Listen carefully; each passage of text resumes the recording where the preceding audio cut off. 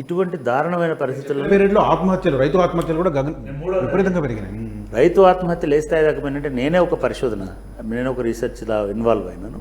కాసర్లో రామరెడ్డి అనే ఒక రైతు సంఘం నాయకుడు వరంగల్ జిల్లాలో 430-450 మంది రైతుల ఆత్మహత్యలని, వాటి కారణాలని, వాళ్ళ నేపథ్యాన్ని పూర్తిగా ఇది చేసినాడు. మొత్తం ఇంత కట్ట తీసుకొచ్చి నాగరిచ్చినాడు. సార్ దాన్ని అంతా చూసి, దాన్ని అంతా అనలైజ్ చేసి, ఇంకోటి చేసి ఒక పుస్తకం తీసుకొచ్చాం. నేనే దానికి ముందు మాట అదంతా కూడా రాసి దాన్ని తీసుకొచ్చాను. నిజంగా కూడా అవి చదువుతుంటే అసలు ఏ దేశంలో ఒక ఆఫ్రికన్ సబ్ కాంటినెంట్లో కూడా ఇంత దారుణమైన దుర్భర పరిస్థితులు ఉండవు. మరి గవర్నమెంట్ ఏం చేస్తూ ఉంది? పోనీ ఇక్కడ ఇంకోటి ఏమవుతుంది, ఇక్కడ ఇట్లా జరుగుతుంది కదా, మీకు రోజు టీవీలలో లాంటి పత్రికలు, మనలాంటి పత్రికల్లో పనిచేసే వాళ్ళకి ఆంధ్రాలో ఇంత ఉత్పత్తి, ఇట్లా పచ్చడి పొలాలు అక్కడనేమో ఈ ఈ ఈ ఘర్షణ అనేటువంటిది ఒక కారణం. ప్లస్ స్టేట్ కూడా చాలా ఇన్హ్యూమన్గా ఉన్నది. ఎన్కౌంటర్లు ఇంకొక మూడవ ఇది. ప్రతిరోజు ఖచ్చితంగా ఏదో ఒక కాలంలో బకాసురుడు ఉండేవాడు, వాడికి ప్రతిరోజు ఒక మనిషి కావాలి, ప్రతిరోజు బండిడన్నము, ఇట్లాంటి స్టోరీ ఉండేది. తెలంగాణలో ప్రతిరోజు కొన్ని సంవత్సరాల పాటు ప్రతిరోజు ఒక మనిషిని ఎన్కౌంటర్ చేసినటువంటి ఇవన్నీ ఈ రాష్ట్రంలో ఉన్నటువంటి అస్థిరతకి, ఈ ప్రాంతంలో ఉన్నటువంటి అసమానతల్లోంచి పుట్టినటువంటి అసంతృప్తికి, జస్ట్ అది అసమానతల యుద్ధం కాదు, ఈ అసమానత ఒక కొలిమిలాగా పనిచేసింది. దానిలోంచి నిప్పురవ్వలనండి, పొగానండి, ఇంకొకటి అనండి, ఇంకో అంటండి, ఇవన్నీ ఒక దానికి ప్రజ్వలనంలాగా, దానికి రిఫ్లెక్షన్ లాగా ఇవన్నీ బయటకు వచ్చినాయి. ఆ టైంలోనే రైతులు బస్సులకి, లారీలకి, ట్యాంక్ బండ్కి వచ్చి ధర్నా చేస్తామంటే వాళ్ళని చితగొట్టి వెనక్కి పంపించినారు. ఆ టైంలోనే రైతులు బషీర్బాగ్కి వచ్చి కరెంటుకు సంబంధించినటువంటి ఇష్యూ అని అనుకుంటే వాళ్ళ మీద కాల్చాను. ఇవన్నీ కూడా కల్మినేట్ అయ్యి కేసీఆర్కి ఒక దారి చూపించారు. కరెక్ట్గా ఈ బషీర్బాగ్ కాల్పుల తర్వాతనే నెల రోజులకే ఆయన మళ్ళీ బయటకు వచ్చి ఇది నేను అంటే అందుకే టైమింగ్ అన్నాను. ఆ టైమింగ్ని కేసీఆర్ ఎన్నుకున్న తర్వాత నిజంగా కూడా రెండవది వ్యూహం అని కూడా చెప్పాను. వచ్చి అందరిలాగా చెన్నారెడ్డిలాగా, జానారెడ్డిలాగా, ఇంకో రెడ్డిలాగా, ఇంద్రారెడ్డిలాగా వచ్చి మీటింగ్ పెట్టేసి ఉరకండి, కొట్టండి అనలేదు. ఇది మీకు సంబంధం లేదు, నాకు సంబంధించిన మూమెంట్. ప్రజలు రెచ్చిపోవద్దు, స్టూడెంట్స్ని ఇన్వాల్వ్ కానివ్వలేదు, కావద్దని చెప్పి మేము చూసాం కదా, ఎవరైనా పోయినా కూడా నో అట్లా. ఆయన భయం ఏముండే, ఏమాత్రము హింసకు తావిచ్చిన, ఏమాత్రము బలాన్ని రోడ్ల మీద ప్రదర్శించిన నెక్స్ట్ డే మూసేస్తారనేటువంటిది ఆయనకు చాలా భయం ఉండేది.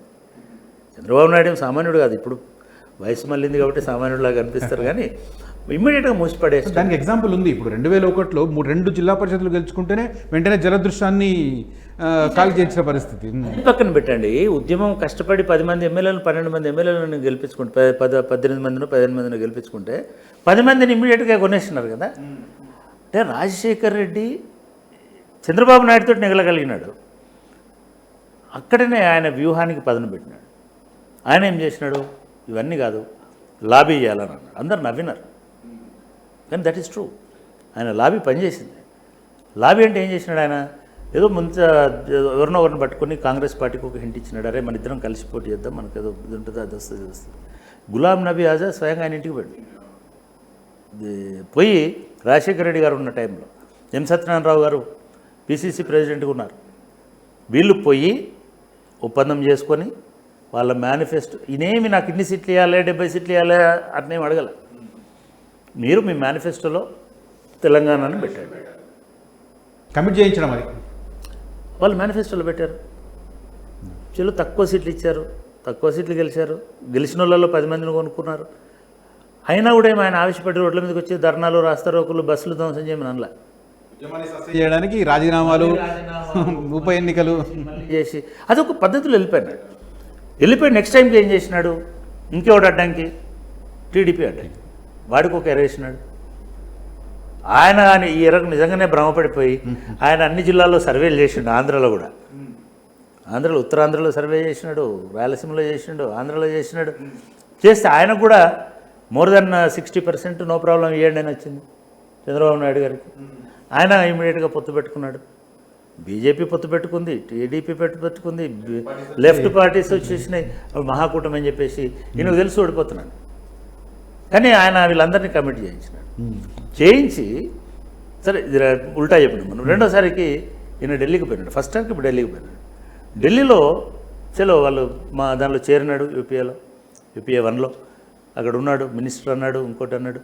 జయశంకర్ గారిని ఒక చిన్న అకామిడేషన్ ఉండడానికి ఒక పదవి ఇప్పించేసి అడిగి తీసుకుపోయి ఆయనకి ఇచ్చిన టాస్క్ ఏంటంటే ఈ పార్లమెంటులో ఎన్ని రాజకీయ పార్టీలు అయితే ఉన్నాయో దేశంలో ప్రతి రాష్ట్రం నుంచి వాళ్ళని అప్రోచ్ అయ్యి వాళ్ళందరినీ సెన్సిటైజ్ చేయమని చెప్పి 69 రాజకీయ పార్టీలు 89 రాజకీయ పార్టీల నుంచి లెటర్లు తెచ్చినాడు, మాకు తెలంగాణ ఇస్తే అభ్యంతరం లేదు. ఇదంతా కూడా ఒక క్యాలిక్యులేటెడ్ స్ట్రాటజిక్ ఎఫర్ట్.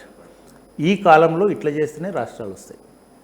మనం రైళ్ళు పట్టాలు పీకేస్తాం, లేదా ఇంకోటి చేస్తాం, సకల జనుల సమ్మె చేస్తాం, సర్వం చేస్తాం, చెయ్యి అట్లే ఉంటుంది కదా. ఇది కేసీఆర్ గారికి తెలంగాణ ఉద్యమంలో ఇవ్వాల్సిన క్రెడిట్ ఎక్కడంటే దీన్ని సస్టైన్ చేయడం, దీన్ని స్ట్రాటజిక్గా సస్టైన్ చేసుకుంటూ రావడం. కూడా చాలా సెట్ బ్యాక్స్ ఉన్నాయి సార్, రకరకాల సెట్ బ్యాక్. అట్లా లొంగిపోవాలి, అట్లా ఇది కావాలని అనుకుంటే కేసీఆర్కి ఆంధ్ర పెట్టుబడిదారీ కంపెనీలలో 20% ఒక 10 కంపెనీలు ఇచ్చేటివి షేర్లు. పెద్ద షేర్ హోల్డర్ అయ్యేటోడు ఎక్కడో ఉన్నాడు కాదు. తెలంగాణ ఆకాంక్షని ఇంత ఘర్షణలోంచి కూడా నిలబెట్టినటువంటి వ్యక్తి.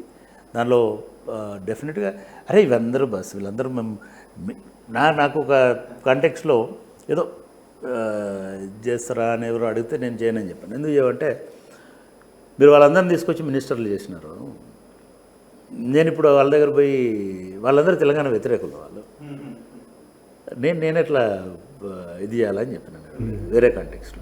సరే ఇప్పుడు అది మొదటి 5 ఏళ్ళు 10 ఏళ్ళు పనిచేస్తుంది. అట్లా అనుకుంటే రేవంత్ రెడ్డి తెలంగాణ ఉద్యమంలో లేడు, తెలంగాణకు వ్యతిరేకంగా ఉన్నాడు. నేను ఆయన రేవంత్ రెడ్డి గారు చాలా బయటకు వచ్చాడు, చాలా ఫైన్. నేనేమంటున్నా అంటే డెమోక్రసీలో నీ రాజకీయ అభిప్రాయాలు మారినప్పుడు, రాజకీయ పార్టీలు మారినప్పుడు డెఫినెట్గా నీ గతంతో పని ఉండదు. నేను చాలాసార్లు చెప్తుంటాను, ఈ మధ్య 2-3 సందర్భాల్లో కూడా ఇంటర్వ్యూలో చెప్పాను. అసలైన తొలి వెలుగు. ఫాలో వాట్సాప్ @తొలి వెలుగు official.